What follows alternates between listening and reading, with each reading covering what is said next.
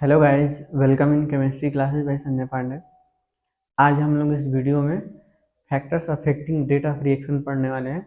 इसके पहले हम लोग average rate of reaction, instantaneous rate of reaction पढ़ चुके हैं।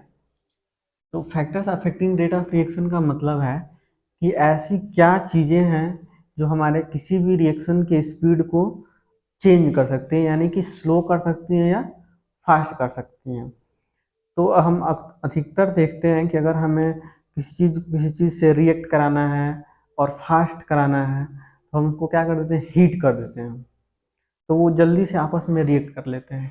यानी कि अगर हम किसी दो सब्सटेंस को आपस में रिएक्शन करा रहे हैं और उसका टेम्परेचर इंक्रीज कर दें तो उसका रेट ऑफ रिएक्शन क्या हो सकता है, चेंज हो सकता है। तो हमारा इसमें पहला पॉइंट क्या हो गया, टेम्परेचर।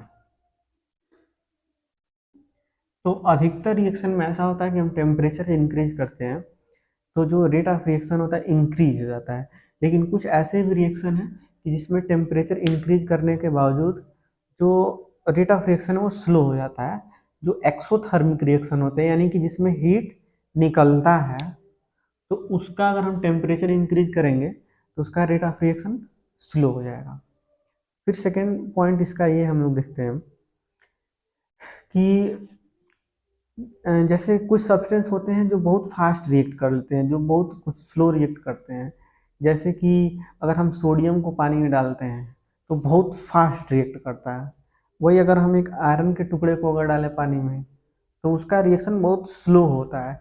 यानी कि हमारा जो नेचर ऑफ रिएक्टेंट है, उसकी खुद की प्रॉपर्टी कैसी है, उस पर भी हमारा रेट ऑफ रिएक्शन डिपेंड करता है। तो हमारे इसमें सेकेंड पॉइंट हो गया nature of reactant. Third point की हम बात करते हैं कि अगर हम देखते हैं कि अगर शुरुआत में हमारा क्या होगा, रिएक्टेंट ज़्यादा होगा तो प्रोडक्ट क्या होगा, उतना ही ज़्यादा अमाउंट में बनेगा। और जैसे जैसे रिएक्टेंट की अमाउंट क्या होती जाएगी, डिक्रीज होती जाएगी, तो प्रोडक्ट भी क्या होगा, और थोड़ा कम होने लगेगा। यानी कि जो हमारा रेट ऑफ रिएक्शन है वो कंसंट्रेशन पर भी क्या करता है, डिपेंड करता है। कंसंट्रेशन यानी कि amount of number of moles of reactant per unit volume. तो ये हमारा क्या हो गया, कंसंट्रेशन पे भी क्या करता है, रेट ऑफ रिएक्शन डिपेंड करता है। फोर्थ पॉइंट हम लोग बात करते हैं कि कैटालिस्ट की। कैटालिस्ट ऐसे सब्सटेंस होते हैं कि जो किसी रिएक्शन में बिना इन्वॉल्व मतलब बिना केमिकल रिएक्शन किए वो रिएक्शन की स्पीड को चेंज कर सकते हैं। यानी कि या तो फास्ट कर सकते हैं या तो स्लो कर सकते हैं। मतलब दो तरह के होते हैं कैटालिस्ट, पॉजिटिव कैटालिस्ट और निगेटिव कैटालिस्ट। जो कैटालिस्ट रिएक्शन की स्पीड को फास्ट कर दे उसे कहते हैं पॉजिटिव कैटालिस्ट, और जो कैटालिस्ट रिएक्शन को स्पीड को स्लो कर दे उसको हम कहते हैं negative catalyst.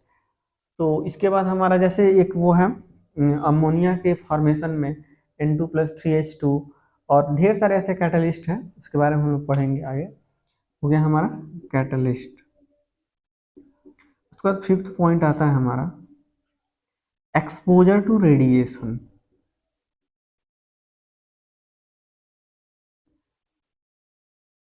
Exposure to radiation, तो यानी कि अगर हम किसी रिएक्टेंट पे रेडिएशन डालते हैं तो भी हमारा जो रेट ऑफ रिएक्शन है वो चेंज हो सकता है। जैसे कि हम देखते हैं कि जो क्लोरोफॉर्म होता है, क्लोरोफॉर्म को हम लोग रंगीन बॉटल में रखते हैं कि उस पर सनलाइट नहीं पड़ेगा, नहीं तो वो फास्जीन में कन्वर्ट हो जाता है जो एक पॉइजनस सब्सटेंस है। और ऐसे ही ढेर सारे रिएक्शंस हैं जिसमें या तो सनलाइट अगर हम डालते हैं तो रिएक्शन नहीं होता है, तो स्टार्ट हो जाता है, या तो और फास्ट हो जाता है। यानी कि हमारे जो है ये पांचों पॉइंट जो हैं रेट ऑफ रिएक्शन को चेंज कर सकते हैं। पहला टेम्परेचर, दूसरा नेचर ऑफ रिएक्टेंट, तीसरा हमारा हो गया कंसंट्रेशन, चौथा हो गया कैटलिस्ट, और पांचवा हो गया हमारा सनलाइट कहें या एक्सपोजर टू रेडिएशन।